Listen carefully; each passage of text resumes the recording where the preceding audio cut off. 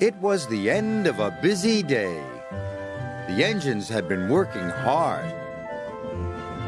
They were feeling pleased and proud. Except Henry. He was feeling ill. "What's the matter with you, Henry?" Thomas asked. "My boiler's grumbling." "Maybe it's grumbling at you," teased Thomas. "That's not funny," hissed Henry. "You just don't care." But Emily saw that Henry was leaving a puddle of water behind. She was worried. The next morning, Sir Topham Hatt arrived. "Thomas, Percy, Henry, I want you to collect some freight cars and take them to the docks." "Yes, sir," cried Thomas and Percy. Henry watched the engines puff away. He didn't feel well. "Useful engines don't complain," Henry muttered. He was leaving water everywhere as he chuffed towards the coaling plant. When Emily saw this, she was more worried than ever.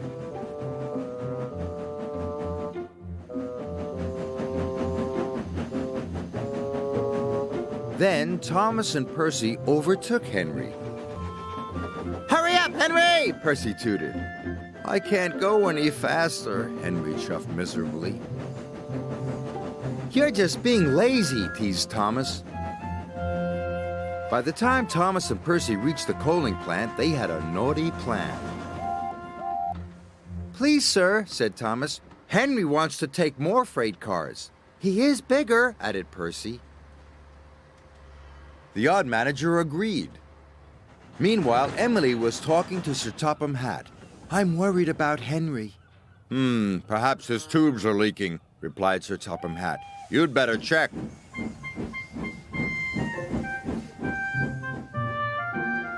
By the time Henry reached the coaling plant, Thomas and Percy had already left.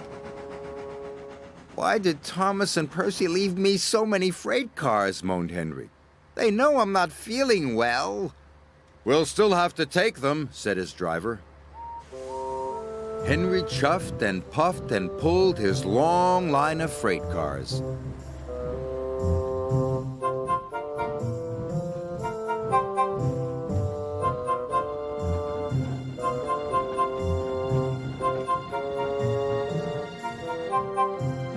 "You can do it, Henry," encouraged his driver.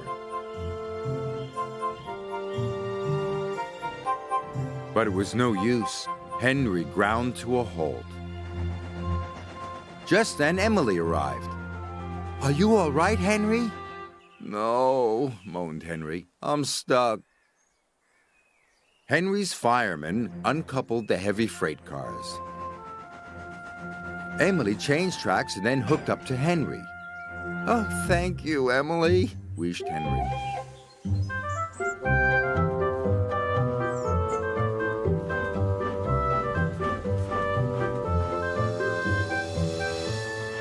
Emily and Henry puffed into the docks. "Well done, Emily," said Sir Topham Hatt. "Thank you, sir." Then he spoke to Henry. "You were brave, Henry. You weren't well, but you still tried to pull the heavy freight cars." Thomas and Percy felt ashamed. "We're sorry, Henry," said Thomas. "We didn't think you were really sick," added Percy. "Go back and collect Henry's freight cars," said Sir Topham Hatt sternly. "Yes, sir," whispered Thomas. Soon Henry was mended and back at work. "You're looking so much better," said Emily. "Well, they mended my tubes, but they didn't even look at my brakes, my gauges, my squeaky wheels." Emily smiled. "All in good time, Henry." Poor Henry.